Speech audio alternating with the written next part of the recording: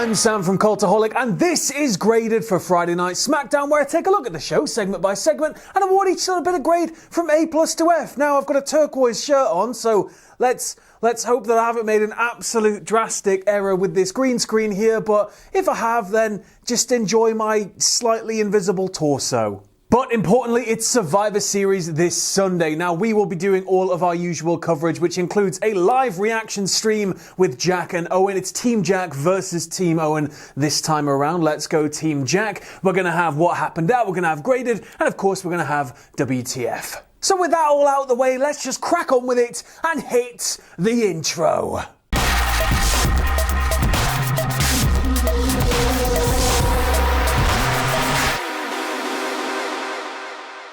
So we kick things off this week with the Street Profits in a cold open. They're in their lovely new Champions Lounge and they're hyping their match for Survivor Series. Ford mimics The Undertaker only for the lights to go down and lightning to happen, and then out of nowhere all you hear is rest in peace. And it's Big E in a sombrero. So Big E bigs up his stablemates. The Street Profits promise they're gonna win. It's a go-home show, folks. I'm sorry, there's a lot of that going on tonight, but Big E does reveal that Kofi and Xavier are here tonight. And he throws us straight to the ring for a promo with Kofi and Xavier. And they, again, hype their match at Survivor Series. They mimic The Undertaker. Everybody keeps having to mention The Undertaker because, you know, it's The Undertaker's farewell. Apparently, I will believe it when I see it at Survivor Series, so they'd like mimic him sitting up and stuff. But then they're cut off by Sami Zayn, who essentially says, "You should be talking about me, not Undertaker." They give him a compliment in the way of telling him that he looks like a recently divorced dad who just got his first down payment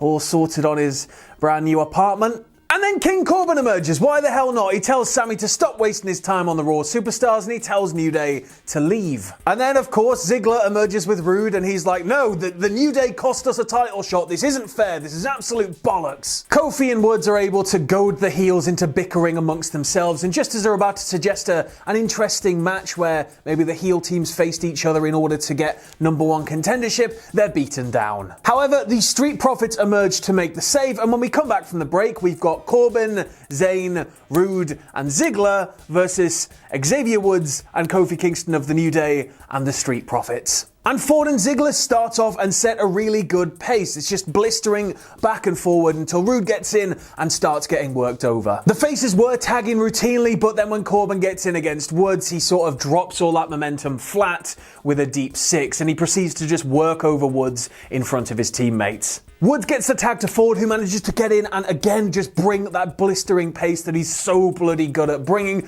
But unfortunately, there's a bit of a communications breakdown before we go to a break, with Kofi wiping Ford out. When we come back from the break, Ziggler is firmly in charge. And Ford is just getting worked over by the heels. Just tag, isolate, beat down, tag, isolate, beat down. And he's eventually able to break free and, of course, get to Kofi Kingston for a mammoth babyface comeback. He levels Roode before hitting the boom drop. He misses a Trouble in Paradise opportunity, and he almost gets put away with a glorious DDT. Woods then tags in and almost gets the 3 before Dawkins just takes it on himself and tags himself in on the back of Xavier. Roode then gets planted and tags Zayn, and Zayn's just like, well, I don't really want to wrestle, and just sort of wimping out, and this is where it all falls apart for the heels. Essentially, there's a little bit of back and forth, then Dawkins hits a spinebuster, tags in Ford, Ford hits the splash, and they pick up the win. Post-belt, New Day and the Street Profits have a little bit of a chilly stare down ahead of Survivor Series, but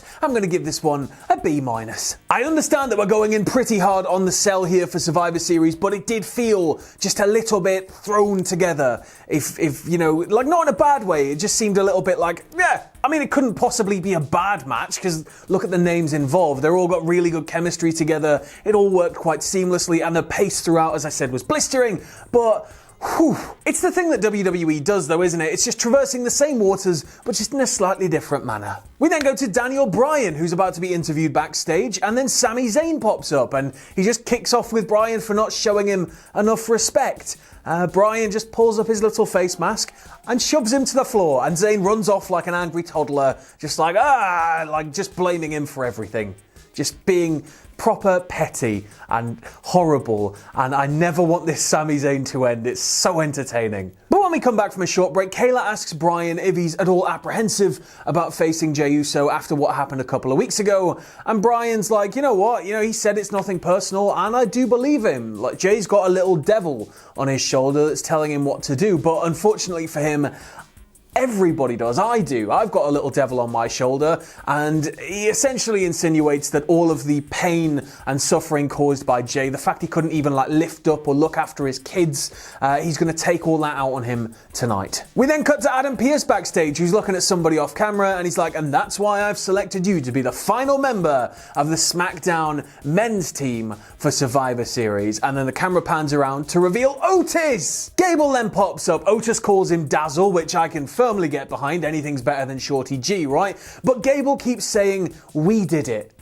We did it. I'm on to you, Dazzle. You better not do anything to hurt or jeopardize the safety of my boy. And then Adam Pearce turns around and he turns straight into Natalya, who's been hounding him and following him around and begging him to just put her onto the Survivor Series team. And she's like, you know what? You lied to me. You said that you couldn't just put somebody onto a team. You just put Otis onto a team. And he's like, I do have a choice. I am able to do that. But my choice was Bayley. Natty looks a little bit miffed at this, but she still has a chance to qualify tonight. She's just got to beat Tamina. We then go to Seth Rollins backstage, who is seething. He takes credit for everything good that's happening in Murphy's career right now. He mentions Aaliyah in a very threatening, sort of somber manner, almost Jake the Snake-esque. Really, really good delivery from Seth here. The guy is so good when it comes to promo work, isn't he? But the long and short of it is he promises to make Murphy nothing and nobody all over again. And now it's time for the final Women's Survivor Series qualifier ahead of the show this Sunday, and it pits Natalya against Tamina. It's what I mentioned before. So Bianca Belair is on commentary, everybody else is sort of ready to go in the ring, and then out comes Bayley. And from here, it's just a bit like, what? So bell rings, Natty pretty much straight away eats a big boot and then just rolls her way out of the ring. Now the pacing here is slightly weird. We then go backstage to reveal that the Riot Squad are watching, but only after a little bit more fighting. Tamina accidentally flings herself into the post sheet, a discus lariat, and then taps to a sharpshooter, and Natty qualifies. And then there's a bit of awkwardness between Belair and Bayley, and then they all sort of get in the ring, and then everybody poses ahead of the show on Sunday. Now I get that this is probably supposed to show that there is a bit of a fractious relationship going on within this team. They're a bit of a ragtag bunch, but hopefully they'll get the job done type of thing. But the match itself wasn't bad, and I feel really bad about this. I'm giving it a D+. It wasn't so much the match, it was the production here that was just it properly burned my brain out. I wrote on my script, it wasn't woeful, it was just woefully executed, and I think that's what I'm going to stand by. There was just a bit of an awkward pace to it all, and it's just sort of when we're having, the match starts and then out comes Bayley, Belair's already on commentary, Bayley joins commentary, starts being really obnoxious.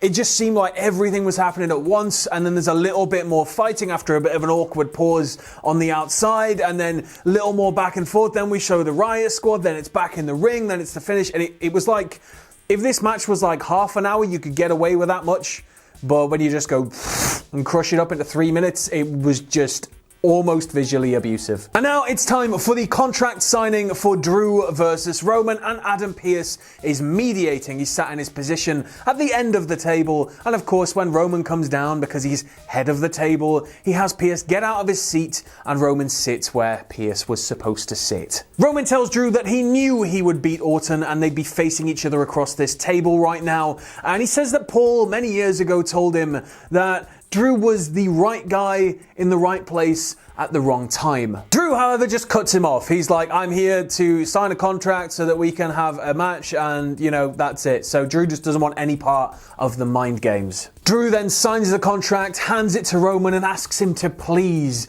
underestimate him. He says that he's got 2 days of peace in order to prepare for war, and I really hope, Drew, that was a Children of Bodom reference, because that's class. Roman laughs it off and then laughs at Drew. He's like, you are a secondary title holder. You are here for when I'm busy or I can't be asked. That's your job. Roman doubles down on this. He's like, I am the champ. I'm the guy. I'm the company. It's me. He says that that one day Drew will thank him for what he's going to do and what he's going to show him this Sunday. And then he says that, you know what, Drew, you'll still always be my favourite number 2. Ha ha, poo joke. But Roman essentially signs the contract here and just leaves. Not a single punch thrown. I'm going to give this one an A. I thought it was really, really nicely done. I think the off-the-cuff feel to it, the sort of fact they were talking over each other, that Drew just cut him off, didn't want anything to do with it, it felt more realistic. It felt more like something you'd see outside of a wrestling event, like you'd see at a sporting event press conference. Just two guys sort of having a little bit of a bicker,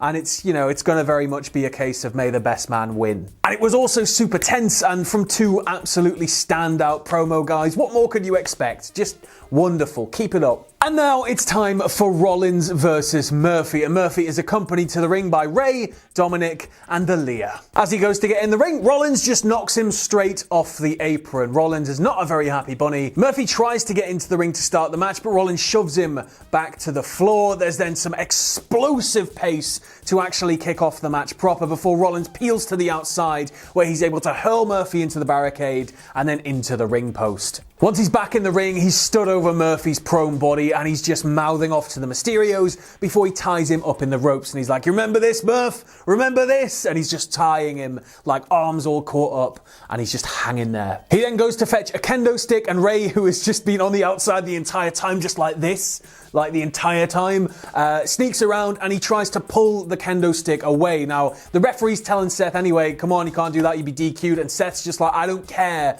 about DQ." So he just kicks Ray away. Ray is like hurled into commentary, and then Dominic comes to try and save the day, and Dominic gets a little bit of a kicking for his troubles as well. Murphy, with all of this happening on the outside, is able to capitalize, so he goes sprinting up the turnbuckle, gets up into position on the top rope, and Rollins just goes whoop. And yeah, down he goes. And this was gnarly. He just goes flying and then straight into the barricade. I think ribs first. It was like, ugh. Also, after this, with Murphy all rolling around the floor in writhing pain, he just turns to Aaliyah and just starts sort of staring at her and walking slowly toward her, just to sort of creep her out and to get Murphy more riled up. And yeah, it was super tense. Seth is great when it comes to the sort of atmospheric aspect of the performance of wrestling. When we come back from the break, Rollins is just milking it, and Murphy is still in a bit of trouble. Murphy manages to hit a nice dive, but then he's caught into a Falcon Arrow. Then they go back and forth on the apron, with Murphy hitting a really nice high knee. But then as he tries to get back in the ring, he's sort of like halfway through, and Rollins just stomps him to absolute hell. Rollins goes for the pin, but Murphy manages to get his foot straight onto the rope. From here, Murphy is subjected to a buckle bomb, and then just as everything looks lost and Seth looks like he's about to clean up, Murphy connects with a high knee, Murphy connects with another high knee, Murphy connects with Murphy's Law. 1, 2, 3. It's done! It's actually finished! It's done! It's done! I flipping hope it's done. I understand that we've had this payoff on TV, so it's probably not done. There's probably still a little bit of clerical work to go here. But you know, for the most part, Murphy's got his big clean babyface win. This should be the end of matters. SmackDown's gonna go back to being not just like in my face every week. I mean, I'm complaining about having too much of a good thing here, but you know what I mean. I'm gonna give this one a lovely B. It was nice and straightforward, but it was executed really well, and Rollins throughout was just so menacing. I think it was a nice little capper to this back and forth. As I said, I think there'll probably be some sort of extra blow off or some sort of extra back and forth here, but it allows Seth to move on and meander slowly back toward the top, because I don't think we're ready sort of for Seth to be back up there just yet, but he's got a long way to go before he can get there, and it means that Murphy can just move off into whatever the hell he's gonna do next. Exciting times on SmackDown! Exciting times! We then get a Sasha Banks and Asuka in-ring promo, and if you have any idea what happened in this thing, answers on a postcard, please. So it was a very disjointed hype promo. That's all I could really gather. Sasha's there running her mouth as you'd expect her to, because that's how this sort of thing goes. I'm gonna win. No, I'm gonna win. We'll see who's the best. That's Survivor Series. That's the type of thing you're expecting. Sasha gave her side of that, but Asuka, not a clue. She just quoted like, "Oh, you didn't know?" And she did "You Can't See Me." And Yeah, just mind games. Mind games from the Empress of Tomorrow. However, when Sasha doubles down, she's like, we can do it right here if you want. Asuka tells her, you're not ready for Asuka. Sasha responds with, I was born ready. And then out of nowhere, for the third week in a bloody row, Carmella jumps her, beats her down, ties her up in a bit of a trio woe, and then leaves. And then we have one more teeny tiny little promo before we go to our main event of this evening, and it is Jey Uso responding to Daniel Bryan from earlier in the night, and he's like, you know what? It wasn't a little devil on my shoulder. It was me. It was nothing personal, but it was my choice to do that. It was my choice, not anybody else's. He's basically in denial, folks, but he's gonna learn eventually when Roman probably does something horrible to his brother or something. I don't know. But now it's time for our main event of this evening, which pits Daniel Bryan against Jey Uso, and this is a bit of a revenge match after Daniel Bryan was mercilessly beaten down by Jey Uso a few weeks back. And both guys just explode out of the gate here, but Bryan locks Uso up first, and he's the first one to start laying it in hard. It's like a proper fight. Both guys are just going for it, going for it, going for it. Uso's able to send Bryan to the outside and drive him into the steps. He keeps shouting, this isn't personal, as he's beating him down, but Bryan is able to recover. He's fueled by anger tonight. Bryan straight back on his feet and just bringing it straight back to Jey. Jey eats a dive to the outside, but then when Bryan comes charging in toward him on the barricade, Jey's able to turn, grab him, and back body drop him straight through commentary. And when we come back from the break after that, Jey is just taunting him, sort of stomping on and kicking him in the head and just talking at him, just being a general little slimy heely bugger. Bryan finds a window out on the apron, but he gets cut off and quickly superplexed. Bryan's able to roll a Samoan drop attempt through into a crucifix, and then he almost locks in the yes lock. He starts targeting Bryan's kidneys before Bryan is able to hit him with a superplex to sort of put a stop to that little phase of the match. He lays in the yes kicks. He's doing that thing where he's stomping on the head and retching the arms back as he's doing it. He then charges out of the corner for the running knee. Jey stops him flat with a super kick, kicks him again, and goes for the splash, but Bryan gets his leg up, catches him, cradles him into a pin. 1, 2, 3. I'm going to give this one a B+. I really liked it, and as I said, it felt more like an actual fight at times than a wrestling match. The back and forth was great. Both guys really brought it in terms of the physical performance, and Jey, storyline wise, Jey just being corrupted further and further by Roman's poison, but you've got to bet that Roman is not going to be happy about this loss, not one little bit. But Bryan did manage to get his revenge here, so props to Daniel Bryan. Overall, I'm going to give SmackDown this week a B-. It was enjoyable and intense in some places, and it sort of sputtered to a slow halt and others. I don't know who it was that was having the complete breakdown while planning the action and blocking of the women's match, but let's just hope we never have that sort of disconnect again, because it's sort of harmful when everything's just happening and you can't really engage. It doesn't so much harm the performers, because, you know, we know the performers are great. It's just it's so hard to follow at times when things are that intense and you've got loads of talking going on and we keep cutting away from the match and things are happening and people are coming out and then, it was just, whew. But I mean, come on, it's Survivor Series this weekend. It's shaping up to be an absolute doozy. Before I go though, I think the match I'm most looking forward to is Drew Roman. What about you guys? Let me know below. But I just need to remind you as well, we will be doing all of our usual coverage, so you know what happened at Graded, WTF moments. There's going to be a live stream on the channel with Jack and Owen, who are each heading up a team that is made up of other members of Cultaholic staff, myself included. Go Team Jack. But yeah, let me know what you think of this week's SmackDown below. I've been Sam, and as always, stay safe, and I'll see you soon.